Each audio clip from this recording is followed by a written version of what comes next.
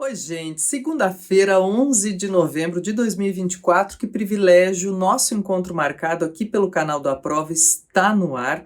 Juntos temos a possibilidade de aprender mais e sofrer menos. Mais uma semana com reflexões, constatações, diagnósticos e prognósticos aí, para que a gente possa construir conhecimento e cidadania juntos. E de quebra, ou por extensão, como eu costumo dizer por aqui, você possa fazer da melhor maneira possível uso dessas reflexões em processos seletivos, concursos vestibulares.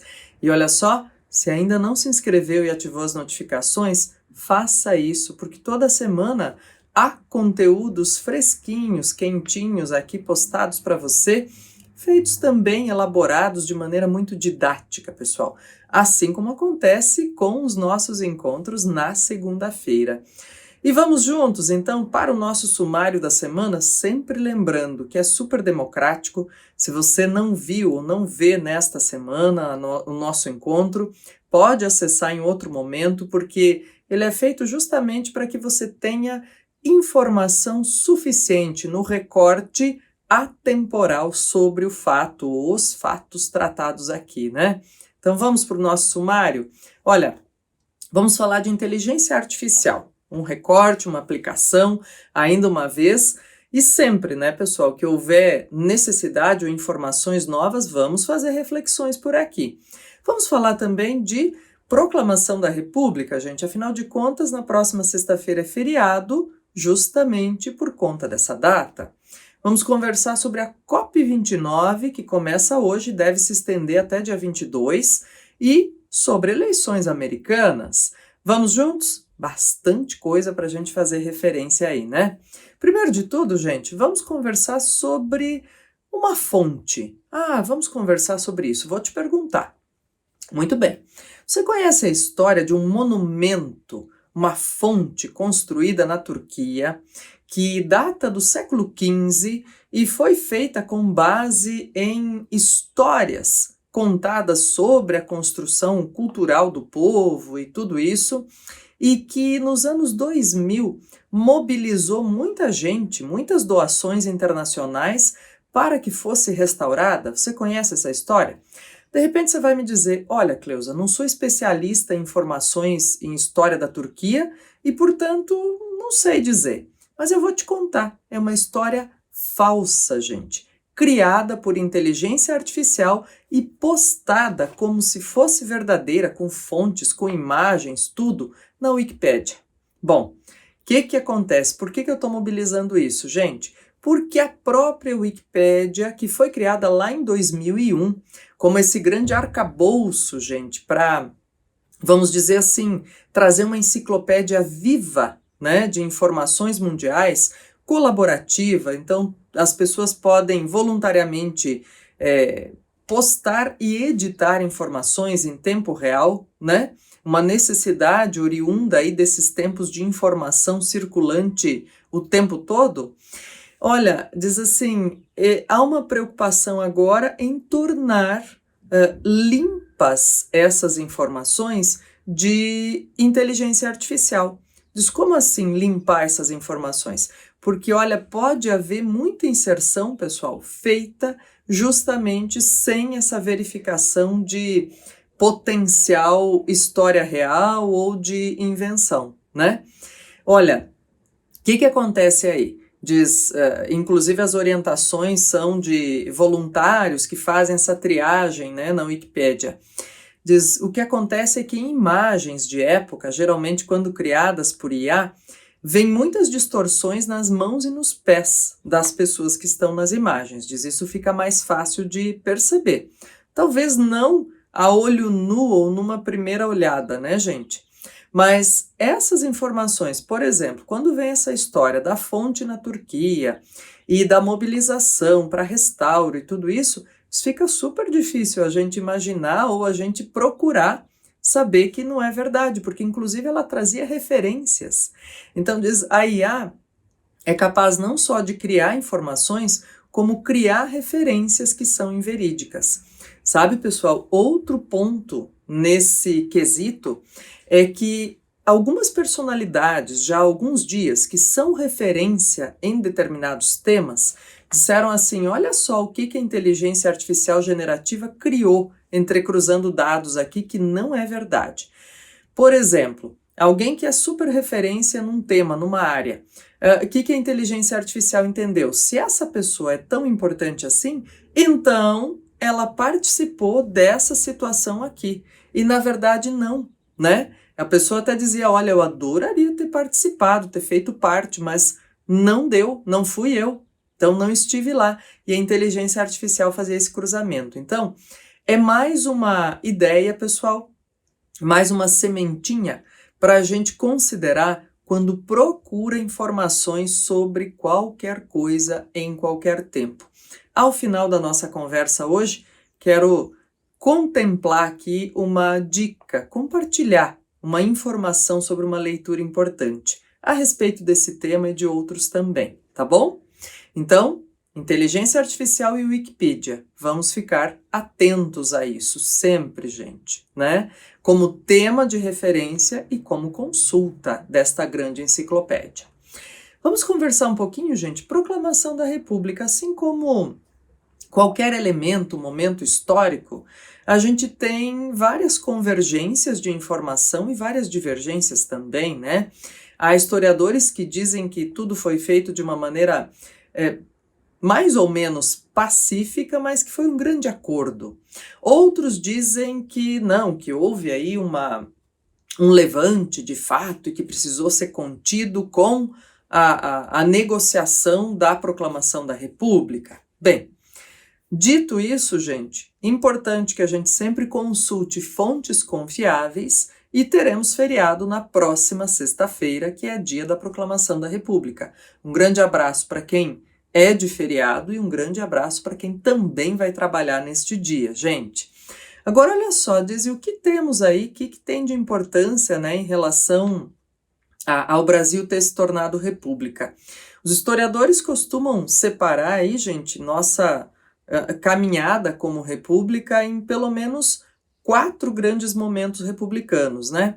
Essa primeira república, de 1889 a 1930, a Era Vargas, de 1930 a 1945, a Terceira República, de 45 a 64, depois se segue o período ditatorial, de 64 a 85, e a Nova República, de 85 até os nossos dias. Todas elas com constituições diversas, né, gente?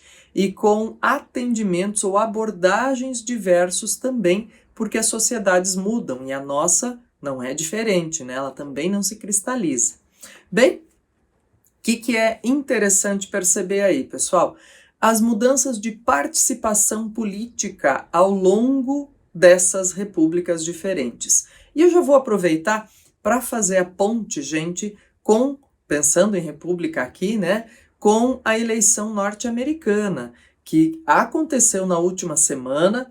Na última segunda-feira eu disse, a perceber o que acontecerá e como serão os desdobramentos da eleição norte-americana, que acontecia simbolicamente na terça-feira passada, mas que já havia aí muitos votos enviados pelo correio, e isso já acontece há muito tempo, e como é que é o parâmetro que eles usam, e as cédulas são diferentes por estados, então, e os estados pêndulo ou swing states que a gente tratou, tudo isso, gente, são questões bem diferentes lá em relação a como acontecem as coisas aqui. Agora, diz o que nós precisamos e que é bom que a gente saiba, tenha referência não só para o nosso cotidiano como cidadãos, mas para questões que podemos ser chamados a discorrer em processos seletivos e concursos. A ideia de como ficam as relações internacionais depois dessas novas eleições dos Estados Unidos. Quais são as promessas de campanha e o que de fato acontece depois da posse em relação à China, outros países também, como é que fica? Todos esses desdobramentos, gente, são pontos de referência que, é importante a gente ficar com atenção redobrada, entendendo como acontecem, né?